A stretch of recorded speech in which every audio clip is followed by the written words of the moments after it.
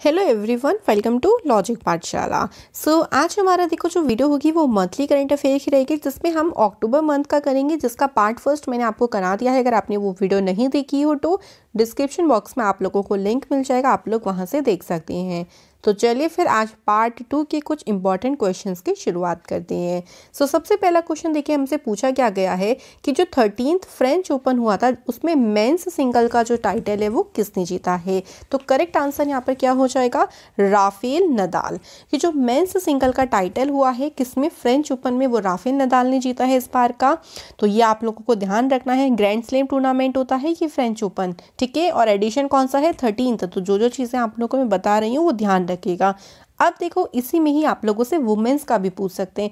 तो इस बार जो वुमेन्स सिंगल का टाइटल जीता है वो जीता है ईगा स्वातेक ने, ठीक है। किसने जीता है, ईगा स्वातेक ने जीता है महिला सिंगल का, हिंदी में बोले तो, ठीक है। और पुरुष एकल में बोले तो राफेल नदाल, स्पेन के प्लेयर है राफेल नदाल, ये भी आप लोगों को ध्यान रखना है, ठीक है। सेकंड क्वेश्चन, इसके बाद देखो मैं आपको बता देती हूँ कि ऑस्ट्रेलिया ओपन हुआ है ग्रैंड स्लैम टूर्नामेंट में और यूएस ओपन हुआ है।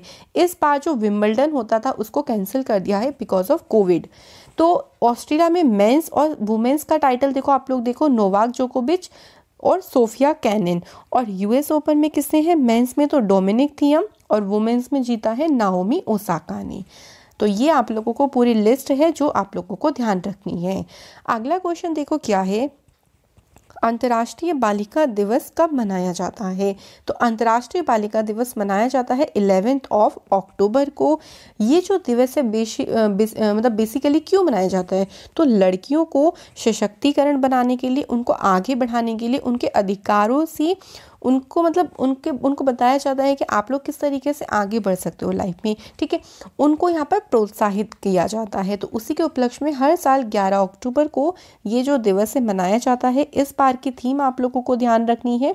इस बार जो थीम थी इसकी वो थी माई वॉइस और इक्वल फ्यूचर, ठीक है। अच्छे से आप लोगों को क्लियरली ध्यान रखनी है इस बार की थीम। क्लियर, कब मनाया जाता है, तो 11 अक्टूबर को मनाया जाता है। अगला क्वेश्चन देखो क्या है, सार्वजनिक शिक्षा को पूरी तरह से डिजिटल बनाने वाला देश का पहला राज्य कौन सा है। तो यहाँ पे करेक्ट आंसर होगा केरल। तो केरल के सीएम पिनरई विजयन का कहना है कि हम जो शिक्षा है उसको पूरी तरीके से डिजिटल बनाने की कोशिश करेंगे, जिससे जो भी पब्लिक स्कूल्स होंगे वहाँ की जो क्लासेस होंगी वो हाईटेक क्लासेस होंगी, वहाँ पर जैसे प्रोजेक्टर्स यूज़ किए जाएंगे, ओके। इसके अलावा वहाँ पे नई नई चीज़ें बच्चों को यहाँ पर सिखाई जाएंगी, हाई टेक्नोलॉजी की लैब्स वगैरह वहाँ पे शुरू की जाएंगी। तो पूरी तरीके से डिजिटल बनाने की कोशिश की जा रही है केरल की सरकार के द्वारा। तो आंसर यहाँ पर ध्यान रखना है आपको, Kerala is the correct answer, okay. Kerala की कैपिटल क्या है, तिरुवनंतपुरम। केरल से ध्यान रखना, केरल में जो मछुआरे हैं उनको यहाँ पर एक हेल्थ फैसिलिटी उनके लिए क्या प्रोवाइड की गई कि वहाँ पे समुद्री एम्बुलेंस की शुरुआत की गई है। और 3 एम्बुलेंस यहाँ पर शुरू की गई है, प्रत्याशा, प्रतीक्षा और करुणा। क्योंकि देखो मछुआरे ऐसे होते थे, कभी मछली पकड़ने जाते थे और वहाँ पे समुद्र के बीच में फंस जाते थे और कभी कभी उनकी डेथ भी हो जाती थी, बचाने वाला कोई नहीं होता था। तो इन सारी चीज़ों को देखते हुए यहाँ पर ये एम्बुलेंस जो है वो इनको शुरू किया गया है, ठीक है। तो थोड़ी बहुत चीज़ें आप लोग ऐसे भी ध्यान रखेंगे, ओके। नेक्स्ट क्वेश्चन, 2020 का जो आर्थिक विज्ञान में नोबेल प्राइज दिया जाता है यानी इकोनॉमिक्स में, ये जो इस बार किसे दिया गया है, तो ये दिया गया है पॉल आर मिलग्रोम को और रॉबर्ट बी विल्सन को। तो दोनों ही आपको एग्जैक्ट ध्यान रखने हैं इसके आंसर। अब ये क्यों दिया गया है, तो देखो इन्होंने जो है वो नीलामी सिद्धांत को दिया था। तो नीलामी सिद्धांत के बारे में इन्होंने बहुत ही अहम काम किया था, जिसके लिए ही उन्हें इस अवार्ड से सम्मानित किया गया है। तो दोनों का नाम आप लोगों को एग्जैक्ट ध्यान रखना है, ठीक है। नेक्स्ट क्वेश्चन, 2020 का आर्थिक विज्ञान में नोबेल प्राइज, अच्छा ये तो हो चुका है। आगे देखो क्या है, भारतीय मूल की एक महिला को एक दिन के लिए ब्रिटिश उच्चायुक्त बनाया गया, किसे, चैतन्य वेंकटेश्वरन को। तो देखो ऐसा क्यों किया जाता है, फर्स्ट ऑफ ऑल ये भी आप लोगों को पता होना चाहिए। तो बहुत सारी कंट्रीज़ में ऐसा होता है कि एक हाई मतलब आपके लिए प्राइड दे दिया जाता है इसे एक दिन के लिए, ताकि गर्ल्स जो है वो यहाँ से क्या हो सके, उनको एनकरेज किया जा सके। इसके लिए ही ये सारी जो चीज़ें हैं वो की जाती हैं। तो ब्रिटिश में ऐसा किया गया है, जो उनका हाई कमिश्नर की पोस्ट थी वहाँ पे एक सिर्फ और सिर्फ 18 ईयर की एक इंडियन वुमेन को यहाँ पर आपके लो अपॉइंट किया गया था, जो कि नाम क्या है उनका, चैतन्य वेंकटेश्वरन उनका नाम है। चैतन्य वेंकटेश्वरन ने 2017 में ब्रिटिश उच्चायुक्त के लिए कंपटीशन होता है उसमें पार्टिसिपेट किया था। सो फाइनली इनको एक दिन का ब्रिटिश उच्चायुक्त बनाया गया। ठीक है, नेक्स्ट क्वेश्चन, हर घर जल घर पहुंचाने वाला देश का पहला राज्य कौन सा बना है? तो गोवा। तो गोवा अगर हम बात करें, गोवा के सीएम यानी मुख्यमंत्री प्रमोद सावंत जी ने कहा है कि उन्होंने ऐसी कोशिश करी है, उन्होंने ऐसी योजनाएं स्थापित करी हैं जिससे हर घर में जो नल कनेक्शन है वो स्थापित किए गए हैं, और ऐसा करके गोवा जो है वो देश का पहला राज्य बन चुका है। गोवा की कैपिटल क्या है? पणजी। सीएम का नाम मैंने बता दिया प्रमोद सावंत, और गवर्नर का नेम क्या है गोवा के? भगत सिंह कोश्यारी। ठीक है, नेक्स्ट क्वेश्चन, किस 16 वर्षीय लड़की को एक दिन के लिए फिनलैंड देश का प्रधानमंत्री बनाया गया? सो करेक्ट आंसर क्या हो जाएगा? एवा मुर्टो। एवा मुर्टो जो है, इनको जो एक दिन का फिनलैंड का प्राइम मिनिस्टर बनाया गया था वो बनाया गया था 11 अक्टूबर के दिन, और जिस दिन कौन सा दिवस होता है? अंतर्राष्ट्रीय बालिका दिवस होता है। तो जो एवा मुर्टो हैं वो फिनलैंड के छोटे से गांव में रहती हैं, और ये जो है वो इन्होंने एक प्रोग्राम है जिसका नाम है गर्ल्स टेक ओवर, उसमें पार्टिसिपेट किया था, और इनको ये अपॉर्चुनिटी दी गई एक दिन का प्राइम मिनिस्टर बनने का फिनलैंड का। तो फिर से वही है, यहाँ पे जो गर्ल्स होते हैं उनका एनकरेज किया जाता है ना, ताकि वो ये सारी चीज़ें देखें और बहुत ज़्यादा इनसे वो क्या हो सके, प्रोत्साहित हो सके, ठीक है, आगे बढ़ सके लाइफ में। इसलिए आप देखो फिनलैंड की जो प्राइम मिनिस्टर हैं जिनका नाम क्या है? सना मारिन। ये भी इम्पॉर्टेंट होता है क्योंकि ये सबसे ज़्यादा युवा प्राइम मिनिस्टर है पूरे, अगर हम वर्ल्ड की बात करें तो। फिनलैंड की राजधानी क्या है? हेलसिंकी। यहाँ की जो करेंसी चलती है वो यूरो चलती है। ठीक है, अगला क्वेश्चन, किसने वर्ष 2020 की एफएल ग्रैंड प्रिक्स जीती है? तो करेक्ट आंसर हो जाएगा लुइस हैमिल्टन। लुइस हैमिल्टन ने इस बार 2020 का जो एफएल ग्रैंड प्रिक्स है वो जीता है। इस साल की ये अगर हम बात करें तो इनकी ये एफएल वाली जो रेस थी वो 7th जीत थी। ठीक है, बेसिकली इन्होंने इसके बाद भी और जो है वो मतलब और रेस भी जीती हैं। अगर हम बात करें लुइस हैमिल्टन की, तो ये मर्सिडीज़ के रेसर हैं, फर्स्ट ऑफ ऑल ध्यान रखना है। और ये कौन सी कंट्री से बिलोंग करते हैं? तो ये ब्रिटेन से बिलोंग करते हैं। इसी रेस में वर्स्टपेन जो है वो 2nd पोजीशन पर रही हैं, जो कि रेड बुल के रेसर हैं, और ये नीदरलैंड कंट्री से बिलोंग करते हैं। एंड 3rd पोजीशन पर रही हैं डेनियल रिकार्डियो, जो कि रेनॉल्ट के रेसर हैं, और ये ऑस्ट्रेलिया कंट्री से बिलोंग करते हैं। ठीक है, तो 1st पोजीशन ज़्यादा इंपॉर्टेंट है, वो ही आप लोग ध्यान रखें। अगला क्वेश्चन है, T20 मैच में 10,000 रन बनाने वाले पहले एशियाई खिलाड़ी कौन बने हैं? The answer is Shoaib Malik. Shoaib Malik कौन से टीम के प्लेयर है? पाकिस्तान के प्लेयर है, और एशियाई मतलब एशिया जो कॉन्टिनेंट है उसमें पहले ऐसे प्लेयर हैं जिन्होंने T20 में 10,000 रन कंप्लीट कर लिए हैं। ठीक है, तो आप लोगों को एग्जैक्ट ध्यान रखना है। आगे देखो क्या पूछा है कि किस देश की कैबिनेट ने बलात्कार के लिए मौत की सज़ा के कानून को मंजूरी दी है? तो आंसर यहाँ पर हो जाएगा बांग्लादेश। बहुत टाइम से बांग्लादेश में विरोध चल रहा था इसी के लिए कि जो भी रेपर्स होते हैं उनको डायरेक्ट डेथ की जो है वो सज़ा दी जाए, और लगातार 10 दिनों से यहाँ पे प्रदर्शन हो रहा था। और इसी प्रदर्शन को देखते हुए बांग्लादेश के प्राइम मिनिस्टर शेख हसीना की अध्यक्षता में एक कैबिनेट बिठाई गई, जिसमें उन्होंने इसके बारे में डिस्कस किया और महिला एवं बाल उत्पीड़न कानून 2000 में संशोधन करके इस प्रस्ताव को मंजूरी दे दी, और लास्ट में राष्ट्रपति अब्दुल हामिद के द्वारा इस पर हस्ताक्षर करके ये एक कानून बना दिया गया। ठीक है, तो फाइनली यहाँ पर ये कानून बन गया है। तो ये कानून बना कहाँ पे है? तो बांग्लादेश में इस कानून को फाइनल जो है वो मंजूरी दे दी गई है। बांग्लादेश की कैपिटल है ढाका, करेंसी चलती है यहाँ पे बांग्लादेशी टका। ठीक है, प्राइम मिनिस्टर और प्रेसिडेंट मैं बता चुकी हूँ। आगे देखो क्वेश्चन बोला गया है कि किस राज्य पुलिस ने बंछड़ा कंजर समुदाय को मुख्य धारा समाज से जोड़ने की पहल शुरू की है। आंसर हो जाएगा मध्य प्रदेश। देखो ये जो समुदाय है, जो कम्युनिटी है, ये बहुत ही हिंसा वाली कम्युनिटी थी, तो इनको ऐसा कोशिश की जा रही है कि इनको समाज से जोड़ा जा रहा है। अब क्या होगा, देखो जब इनको समाज से जोड़ा जाएगा मतलब इनको नौकरियां दी जाएंगी, इनको अपॉर्चुनिटीज़ दी जाएगी। तो ये जो पहले काम करते थे, है ना, जो भी हिंसा वाला काम करते थे, दंगे फसाद करते थे, वो चीज़ें नहीं करेंगे, इनको रोज़गार दिया जाएगा, इनको एजुकेशन प्रोवाइड करी जाएगी, तो ये सुधरते जाएंगे। और इसी को ही देखते हुए मध्य प्रदेश की गवर्नमेंट ने ये फैसला लिया है। तो बहुत ही अच्छा फैसला है कि गलत इंसान को सही ट्रैक पे लाना है तो उसे सही चीज़ें प्रोवाइड करो, क्योंकि एनवायरनमेंट अच्छा मिलेगा तो बेसिकली आप लोग चेंज हो ही जाओगे। ठीक है, अगला क्वेश्चन, विश्व छात्र दिवस कब मनाया जाता है? तो हर साल 15 अक्टूबर को सेलिब्रेट होता है विश्व छात्र दिवस। और ये जो भारत के पूर्व राष्ट्रपति रह चुके हैं APJ अब्दुल कलाम, इनकी जयंती पर जो है वो सेलिब्रेट किया जाता है। और इस बार जो इनकी जयंती मनाई गई है वो 89 नंबर की बनाई गई है। ये आप लोगों को एग्जैक्ट ध्यान रखना है। अगर हम बात करें APJ अब्दुल कलाम की, तो प्राइम मिनिस्टर रह चुके हैं।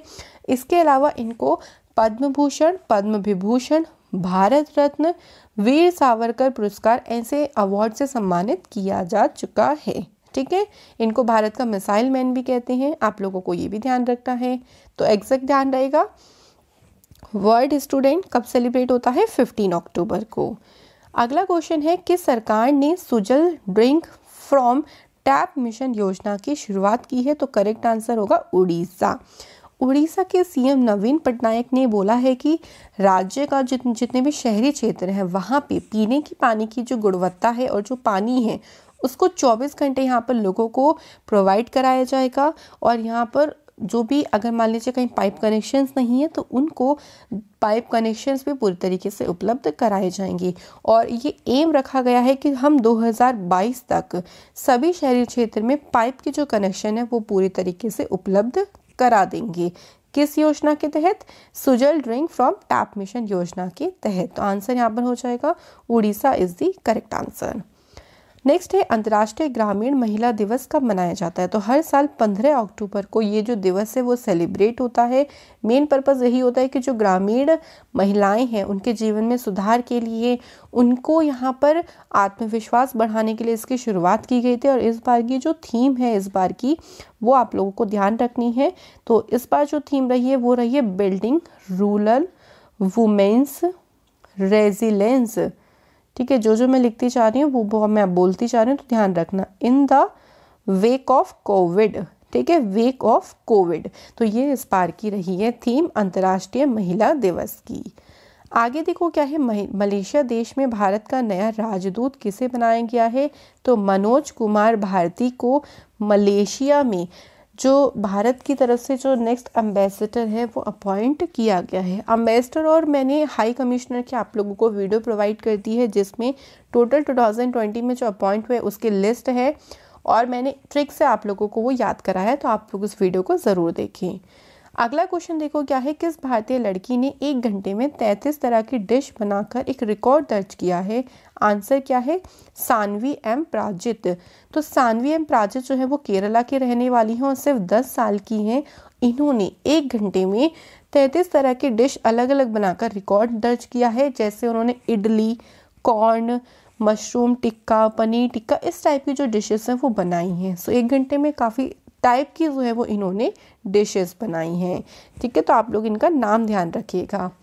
अगला क्वेश्चन है, रेड लाइन ऑन गाड़ी ऑफ अभियान की शुरुआत किस राज्य सरकार के द्वारा की गई है? तो इसकी शुरुआत की गई है दिल्ली के द्वारा। तो वायु प्रदूषण से निपटने के लिए इसकी शुरुआत की गई थी।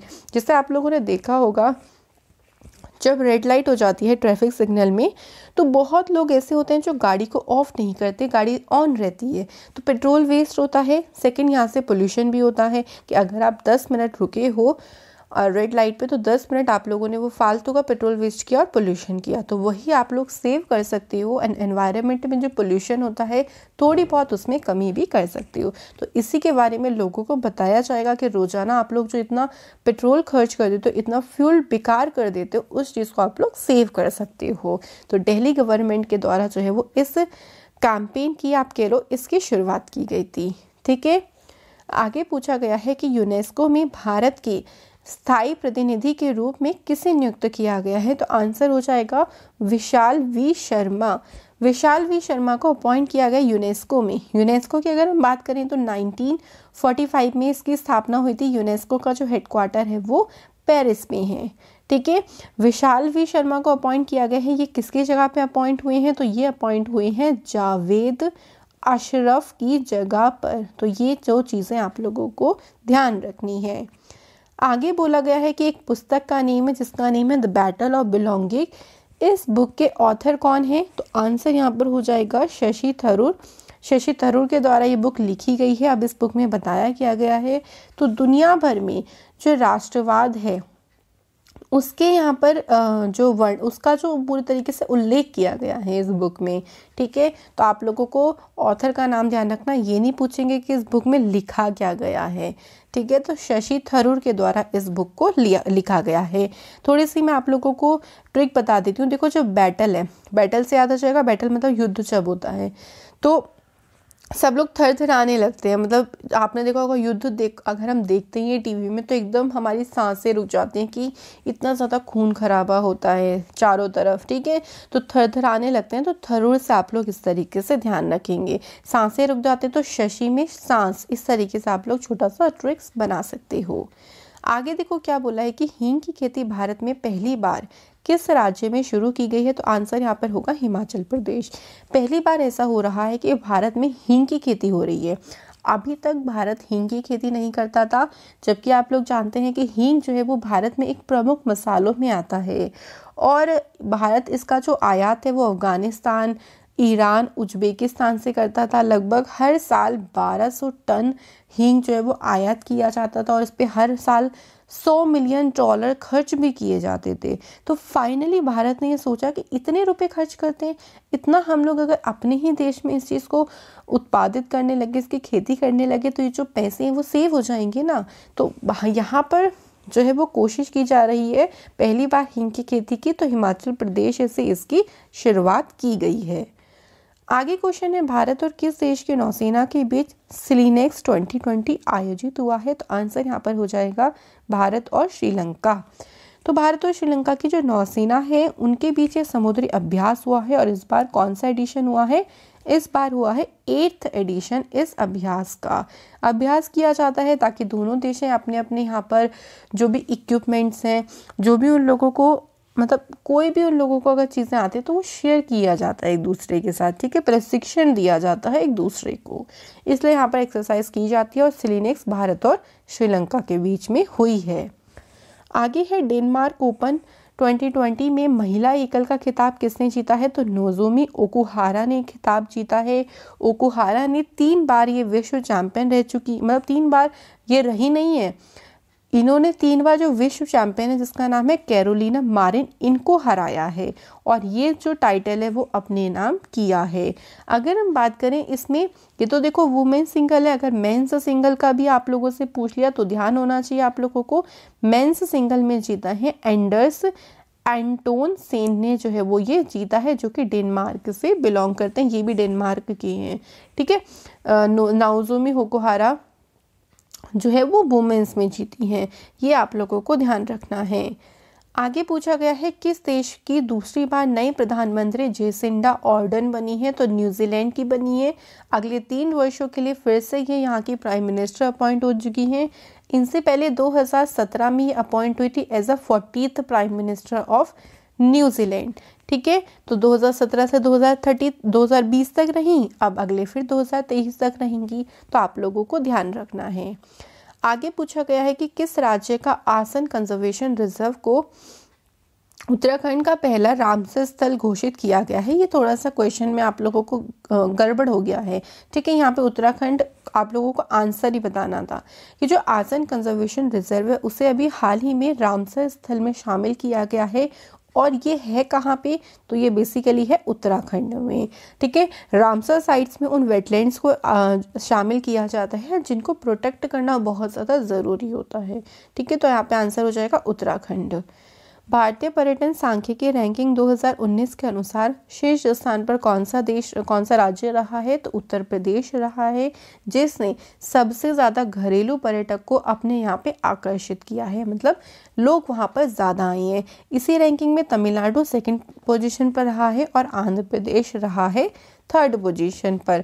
अगर हम बात करें विदेशी पर्यटकों के मामले में, तो विदेशी पर्यटकों के मामले में जो तमिलनाडु है उसकी पोजीशन फर्स्ट रही है। उत्तर प्रदेश की पोजीशन जो रही है वो रही है घरेलू, मतलब अपने ही यहाँ के पर्यटकों को आकर्षित करने में, ठीक है। ये अंतर आप लोगों को ध्यान रखना है। नासा और इसरो ने किस वर्ष तक निसार सैटेलाइट लॉन्च करने की घोषणा करी है? 2022 तक इसको लॉन्च करने की घोषणा करी है। ये जो लॉन्च होगा इस मतलब ये जो निसार सैटेलाइट है वो क्या काम करेगी, ये एक तरीके से नज़र रखने का काम करेगी, ठीक है। तो इसरो और नासा ये दोनों के द्वारा ही यहाँ पर संयुक्त रूप से इस सैटेलाइट को लॉन्च किया जाएगा। अगर हम बात करें यहाँ पर देखो निसार की, ठीक है, निसार की फुल फॉर्म क्या है, तो निसार मैं आपको बता देती हूँ, एन से हो जाएगा NASA ISRO synthetic aperture radar, ठीक है। तो ये इसकी फुल फॉर्म है, ध्यान रखिएगा। अगला क्वेश्चन देखो, किस स्पेस एजेंसी के सोफिया विमान ने चंद्रमा की सतह पर पानी की पुष्टि की?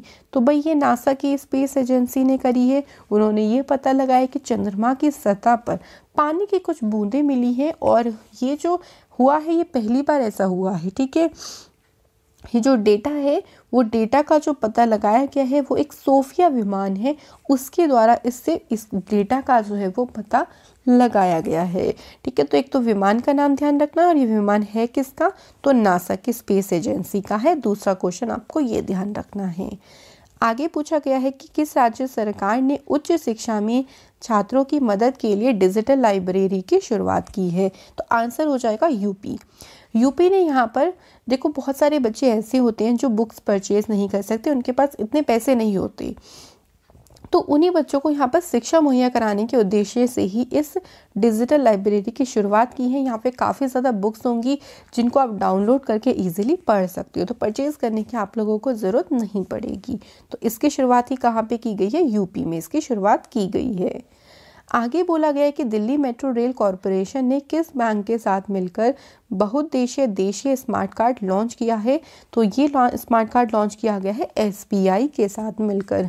ये स्मार्ट कार्ड ऐसा होगा कि आप इसको बैंक में भी यूज़ कर सकते हो और आप इसको एज अ मेट्रो कार्ड भी यूज़ कर सकती हो, ठीक है। तो आप बस को इसमें क्या करना पड़ेगा, आपके बैंक अकाउंट से आप लोग इसमें रिचार्ज होता रहेगा या फिर आपके इसमें बैंक अकाउंट से पैसे कटते रहेंगे, तो आपका मेट्रो कार्ड की तरह भी ये काम करता रहेगा। तो इस तरीके का स्मार्ट कार्ड जो है वो लॉन्च किया गया है एसबीआई के द्वारा, और किसके साथ मिलकर, दिल्ली मेट्रो रेल कॉरपोरेशन के साथ मिलकर।